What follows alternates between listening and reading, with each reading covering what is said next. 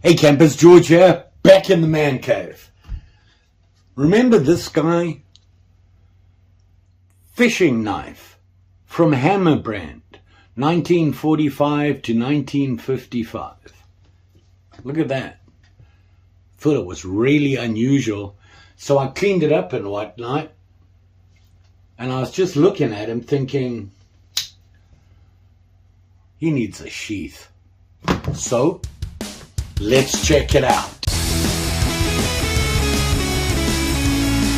So like I said, this guy came to me, well, I got it as part of a deal with a bunch of other knives.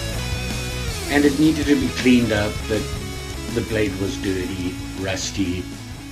The lock wasn't locking at all, and it was just rusty. Cleaned it up and it worked out really well. I really like this knife. You know, it probably cost me $3.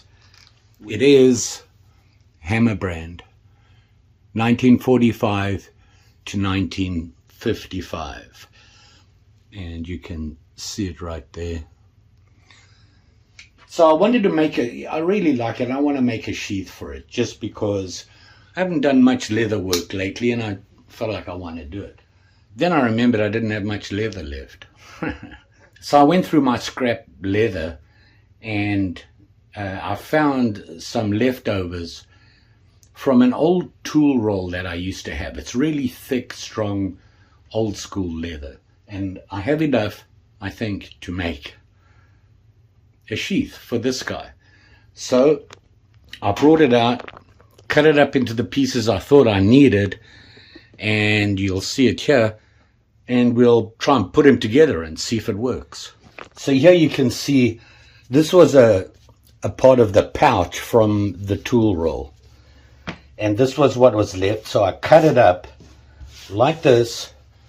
And what I'm thinking of doing is putting that in there like that. Putting this guy in there like that.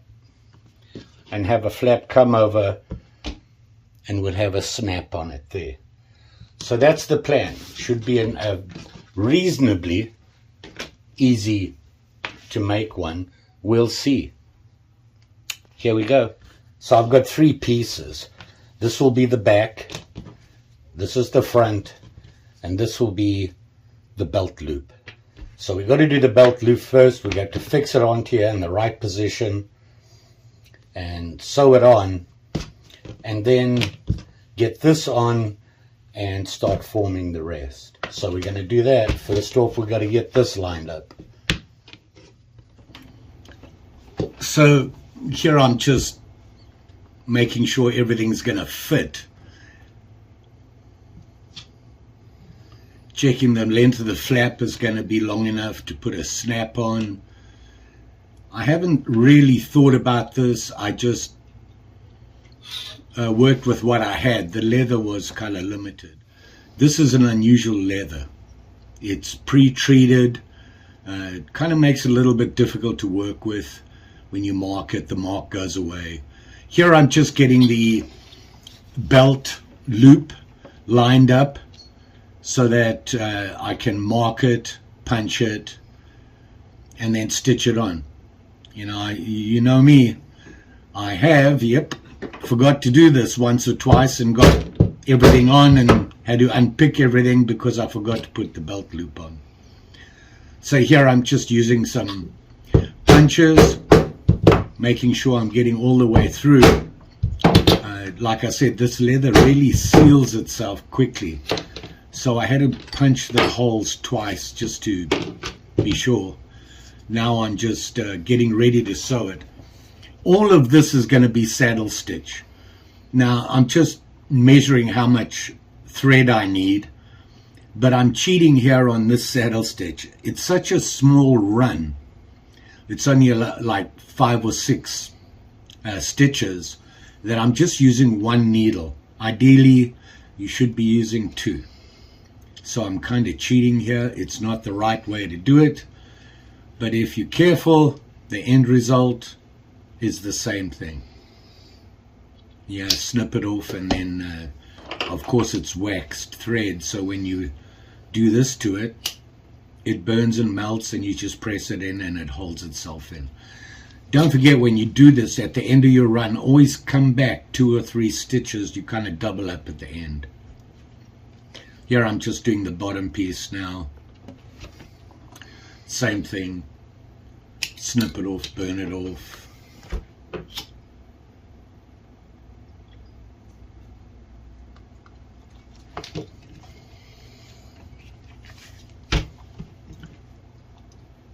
Now I'm using it's a material glue. It's actually for leather. This stuff sticks right away, and it's pretty good. It holds really well. Not as good as a stitch would, obviously. It's not that strong, but it really holds everything in place so that when you're punching the holes, getting everything lined up, it's not going to move. And it really, it's clear when it dries, so you can't really see it, and any excess you can just rub off. It's almost like a rubberized gum. Here I just punched out all the stitch holes.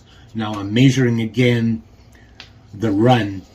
I typically do 7 times the length of the run when doing a saddle stitch. It's a little bit more than you need, but I'd rather have too much than too little. Now you can see I'm using 2 needles here, 1 on each side, and you're going to put it through, and then you start your stitch. Now watch here, I put it through. Now the one that I've just put through there, it got snagged, but you pull it through, and then I pull it over away from me and up above the other thread. Take the other thread and feed it through the same hole coming back towards me, and then I'm going to put it through the next hole, back through, pull it away from me, and make sure that it is above the next stitch. And you want to do this, you want to be consistent. If you're not, your stitchings kind of zigzag a little bit. If you're consistent about this, and the reason for pulling that thread back like this, I'll show you here.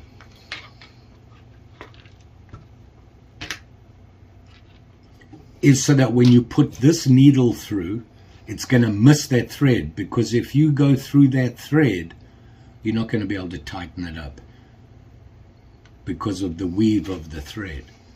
So you've got to make sure you don't nick and go through the other thread. There you can see I've gone all the way around, just repeating that whole thing. And now I'm going to just snip it off and burn it off. Don't forget, you always come back 2 or 3 stitches at the end. It just makes, if those things come undone, it won't just fall apart. And here I'm just making sure it actually fits.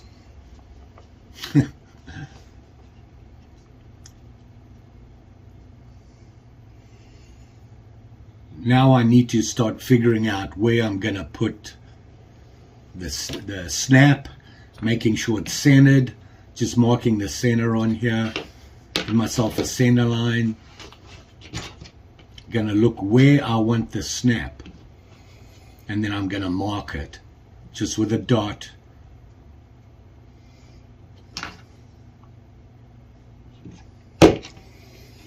And now I want to make sure that I'm centered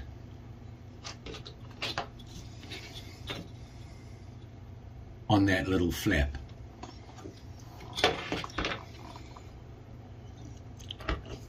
Just making the hole go through, looking to see if it looks centered. Nervous, can you tell? Checking again.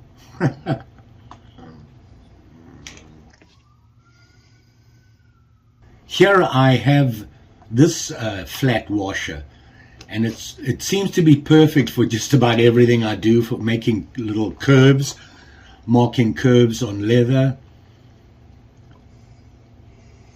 And now I'm just putting the mark on the bottom part of the snap. Don't want to push too hard, the knife's in there. Once again, make sure it's centered. It's great to have the top one centered, but the bottom's not, it'll go crooked. So make sure you centered. Now I'm just cutting out the top rounding of the flap. I prefer to do that right now before I put the snap on, because it just gets in the way. Punching the hole for the snap. It's just a through hole punch. Putting the top half of the snap on. I get these snaps and a lot of this stuff from Tandy Leather. They have a lot of stuff out there and it's reasonably priced. Here you can see it has a little anvil that I put at the bottom. It's got those divots put out. They fit different size snaps so that when you hammer on it, it's not going to damage the snap on the outside. And this is the spreader punch that'll hold the snap together. And I'll wiggle it around there to get a nice even pressure on the whole snap. You can see there. You can see the divots there. Now when you do this guy, don't forget to do this. You don't want to punch a hole straight through your pouch. I just got a piece of wood and punch the hole just like that. And basically going to repeat the process. The only difference is that anvil. Got to get that bottom piece through into the hole. That anvil with the divots on, you would flip that over. It just has a flat side, you'll see here. Because the back of that part of the snap is flat. And you're just going to repeat again.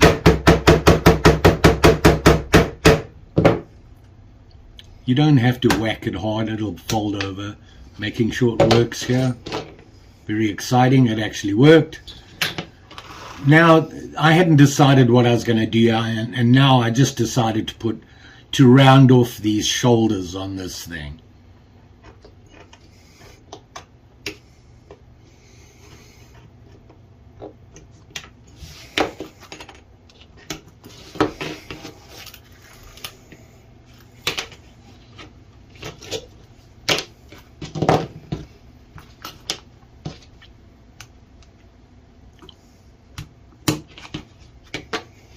Now I'm just going to shake it around. It's not going to, because of the shape of the knife and the handle, it's worrying about it slipping out the sides. But it stays in there pretty good. Now I'm just trimming up some of the fluff and the excess leather. My knife, I need to change the blade on it. Getting lazy. What happens, you see how I'm cutting there? You're using really the tip of the blade. Now I've realized it's not as sharp, so now I'm doing it as a flat cut, if you see what I mean. Because the back edge of the blade hasn't been used. You see how easy it cut in there. So eventually I'm going to have to replace this. I should have replaced it. I try to replace that blade every new leather project. Just makes life so much easier when you get a nice clean cut. This leather is furry because it was pre-treated. Really struggled with that, cleaning up these edges. I tried this this gum. It's a burnishing gum, and it works. But for some reason, it flattened out and got rid of the furry stuff. But then it came back, and I think I'm just going to have to put a couple of layers on here. And this really cleans up the edges of the leather, just makes it look a little bit more worn in. I like the look it gives on leather, so it finishes it off, all the edging. And there you have it, my new pouch. This is neat's foot.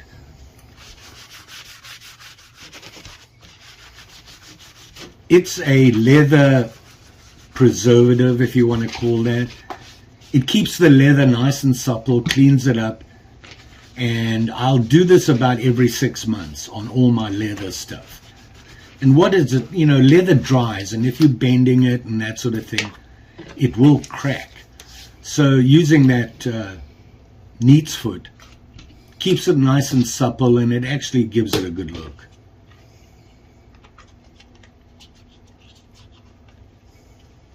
And there you go.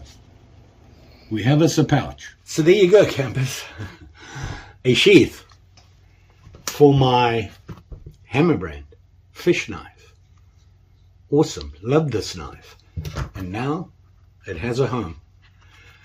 Pretty straightforward, nothing fancy.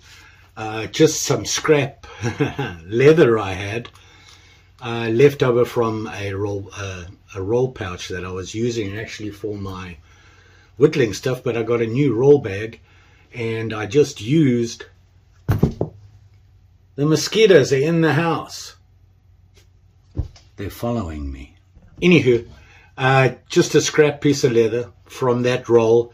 Just what it was, barely enough left to make it. It actually worked out pretty good. I'm pretty pleased with it. It's nothing fancy. Slips in there nicely. It's not going to fall out or anything. So that's pretty cool. I did think about putting a hole here so that you could put a little lanyard on it and just slip it in your pocket. But I thought, you know, it's a big knife for a pocket, so I chose not to do that. But there you go. My new fish knife. Well, almost new. It's an almost new leather sheath. Just a plain snap on it, belt loop, and there you go. You all be safe out there. Even when you're doing this stuff, you got those little sharp X-Acto knives and things like that. Or, well, my one needs to be sharpened or the blade changed. This leather is not easy to work with. It has been treated, so it's kind of staying furry where I cut it. I did put that gum on there. I'm going to keep putting it on and see if I can get rid of the furriness. It goes away and then seems to come back. You know what? It'll work. There you have it there. Nice and simple. And with a snap on it. Very cool. I like this. Fun project. Easy to do. Reasonably easy to do. Just didn't have any plan in mind. I just had that piece of leather and had to make it work. So here you have it. Don't forget. Like, share, subscribe. You know the story. Pretty sure I'll be back. Feeling a lot better. I'm doing these little projects to make me feel better. Just saying. Thanks for watching. Always appreciate it. We'll see you again soon.